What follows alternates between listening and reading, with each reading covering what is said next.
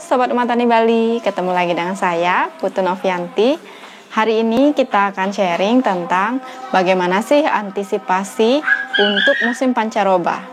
Tapi sebelum lanjut, jangan lupa diklik tulisan subscribe dan jangan di skip ya videonya karena akan sangat bermanfaat untuk kalian semua.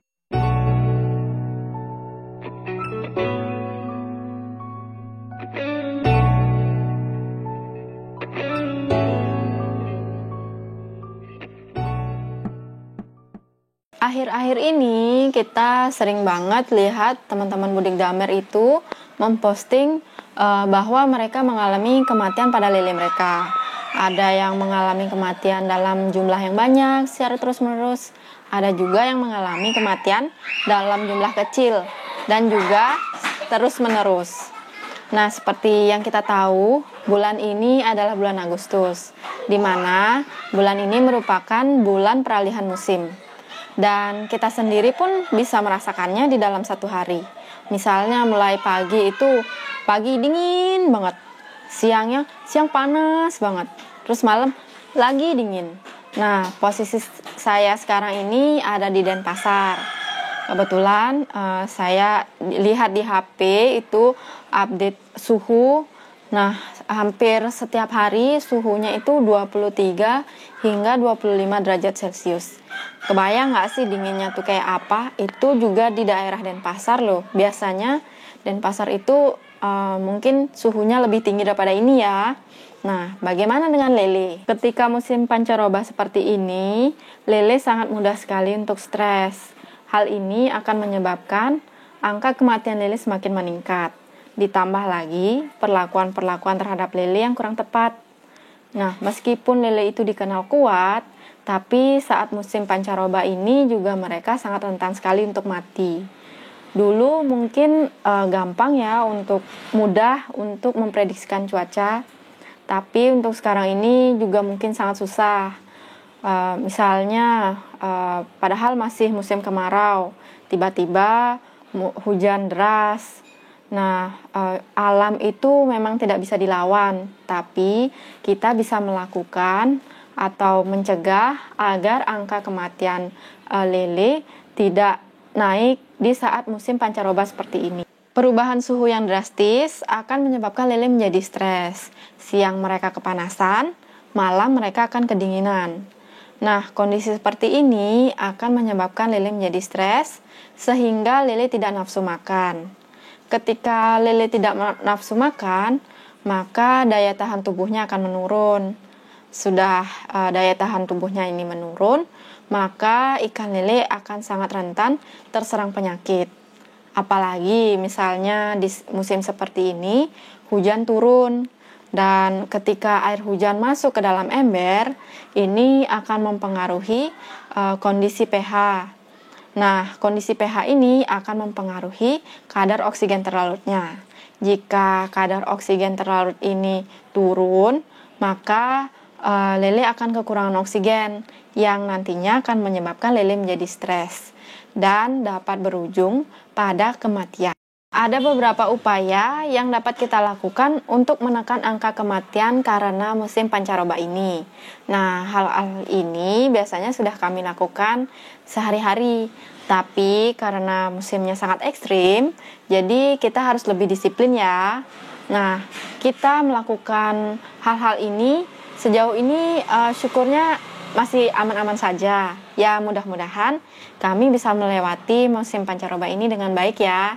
Tapi ada juga 1-2 ekor ikan lele kami yang menunjukkan bahwa dia sedang stres karena dia ingin lompat-lompat.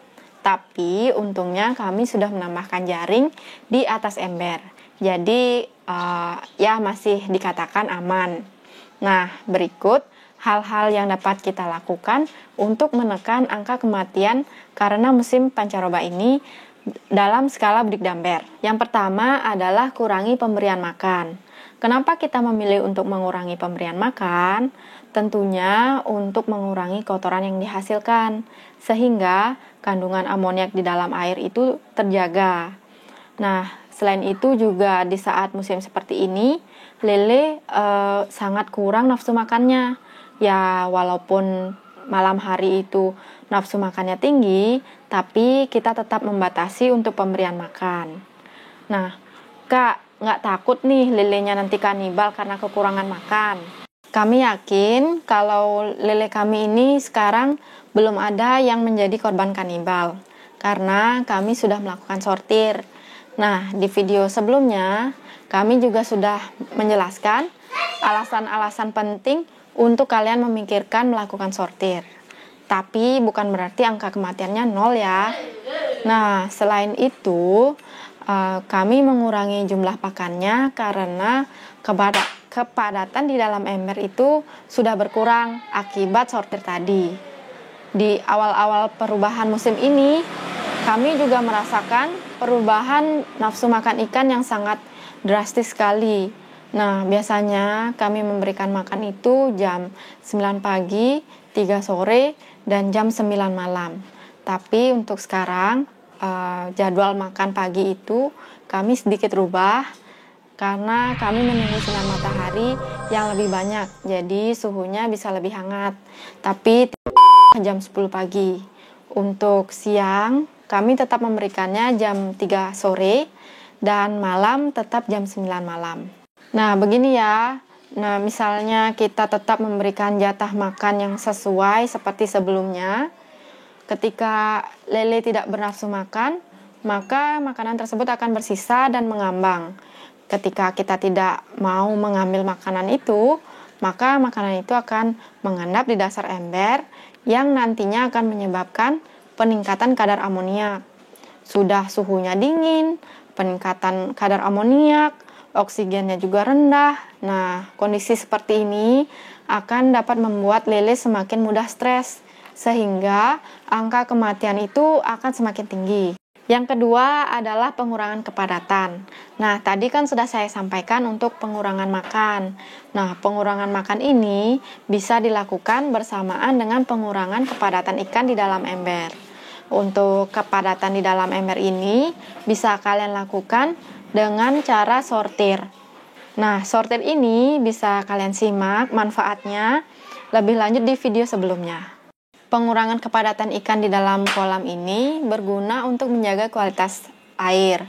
Nah, ketika musim pancaroba seperti ini, suhu air akan semakin dingin. Ketika kepadatan ikan tinggi, maka oksigen akan rendah dan memicu untuk ikan semakin mudah stres dan meningkatkan jumlah kematian. Yang ketiga adalah menjaga kualitas air. Untuk menjaga kualitas air ini tentu kita sudah melakukannya sehari-hari ya. Tapi karena musim pancaroba seperti ini, kita harus ekstra melakukan perawatan terhadap air. Nah, di dalam musim pancaroba ini bisa saja terjadi perubahan kualitas air secara mendadak dan juga ekstrim. Nah, inilah pentingnya kita untuk menjaga kualitas air secara ekstra. Saran kami, lakukanlah sipon secara berkala. Apalagi kan sudah mengurangi kepadatan dan juga sudah mengurangi pakan yang diberikan. Jadi, sipon bisa dilakukan secara berkala. Ini bertujuan untuk menghindari pergantian air yang berulang kali, bahkan secara terus-menerus. Nah, kalau kami itu biasanya menambahkan garam dan juga E4 ke dalam ember. Untuk sipon, kami tetap melakukannya seperti biasa, seperti di video kami sebelumnya. Nah, biasanya sekarang ini sebelum jam makan itu kami selalu mengecek di bagian dasar ember, apakah ada mayat ikan atau tidak. Sudah suhunya dingin, ada mayat, siapa coba yang nafsu makan? Yang keempat adalah menambahkan nutrisi ke pakan lele. Nah, di musim pancaroba ini, daya tahan tubuh lele akan menjadi salah satu kunci untuk meningkatkan kualitas hidup lele dan kesiapan lele dalam menghadapi musim pancaroba seperti ini. Salah satu cara untuk menambahkan nutrisi ke dalam pakan adalah dengan cara pembibisan. Nah, sebelumnya juga sudah pernah kami sharing untuk cara pembibisan ini. Dan saya juga sudah menjelaskan bahwa biasanya kami melakukan pembibisan itu menggunakan larutan E4 atau air. Nah, biasanya kami menggunakan larutan E4 itu di dalam pembibisan 3-4 kali dalam seminggu. Tetapi karena musimnya ekstrim seperti ini, kami memilih untuk melakukan pembibisan dengan EM4 5-6 kali di dalam 1 minggu ini. Kalau kita membibis pakan, ikan akan terlihat tidak nafsu makan, padahal ikan tersebut sudah kenyang. Karena pakan yang kita bibis ini sudah mengembang di luar perut ikan, jadi aman untuk ikan. Nah, kalian bisa menggunakan probiotik atau larutan herbal untuk meningkatkan nafsu makan ikan dan juga meningkatkan daya tahan tubuh ikan. Nah, untuk cara pembibisan bisa diklik tombol ini ya di atas, dan jangan lupa diklik tombol merah juga. Yang kelima adalah menjaga agar ikan tidak stres. Kita saja sebagai manusia, stres sedikit itu bisa sakit karena daya tahan tubuh menurun. Begitupun lele. Ketika musim dingin, oksigennya rendah, amoniaknya tinggi. Nah, bisa saja membuat ikan menjadi mudah stres dan tidak nafsu makan. Ketika tidak nafsu makan, maka ikan akan sangat mudah terserang penyakit. Dan ketika ikan terserang penyakit, bisa saja akan berdampak kepada kematian. Selain dari pengurangan jumlah pakan dan juga kepadatan ikan, menjaga kualitas air, memberikan probiotik pada makanan, kami juga punya satu cara lagi untuk mengurangi atau menghindari stres pada ikan akibat dari perubahan suhu yang drastis antara siang dan juga malam. Itu kami lakukan menutup ember. Kami biasanya menutup ember itu ketika siang, saat suhunya sudah sangat panas, dan ketika malam menjelang pagi itu kan suhunya sangat dingin. Jadi setelah memberikan makan malam, itu biasanya kami langsung tutup embernya. Dan untuk sore-sore seperti ini karena sudah teduh, jadi kami buka tutup embernya. Nah, untuk ember ini karena tanamannya tidak terlalu tinggi, jadi kita tutup 3/4. Dan untuk kangkung yang ini, kita sudah sediakan tutup yang sudah kita modif. Hal ini kami lakukan agar tidak terjadi perubahan suhu yang signifikan. Nah, biasanya juga sebelum menghadapi musim pancaroba ini, kami menutup ember ketika hujan turun, agar air hujan tidak masuk ke dalam ember. Tapi karena sekarang kondisinya seperti ini, kami melakukan penutupan ember ini ketika sangat panas. Kalau tidak sangat panas, ya kami tidak menutup embernya, karena bagaimanapun ikan dan juga tanaman memerlukan sinar matahari. Tapi karena kondisinya seperti ini, ya kita sesuaikan saja. Nah, itu dia tadi hal-hal yang dapat kita lakukan ketika musim pancaroba seperti ini. Walaupun kita dalam skala ember, kita tidak bisa menyepelekan musim pancaroba ini ya. Karena musim pancaroba tidak mengenal ember, baskom, terpal, dan wadah-wadah lainnya. Kita tidak perlu takut dengan musim pancaroba ini. Kita hanya perlu lebih perhatian kepada lili kita agar lili kita bisa melewati musim pancaroba ini dengan baik. Sekian dulu video sharing hari ini. Bertanilah sesuai dengan kemampuan kalian.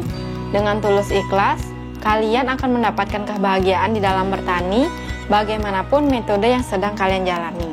Jika bermanfaat jangan lupa di-share. Jika suka langsung klik like. Jika tidak suka langsung saja di-unlike. Jika ada pertanyaan seputar tema ini bisa langsung tulis di kolom komentar. Dan yang paling penting jangan lupa diklik tulisan subscribe. Sampai jumpa di video-video kami selanjutnya.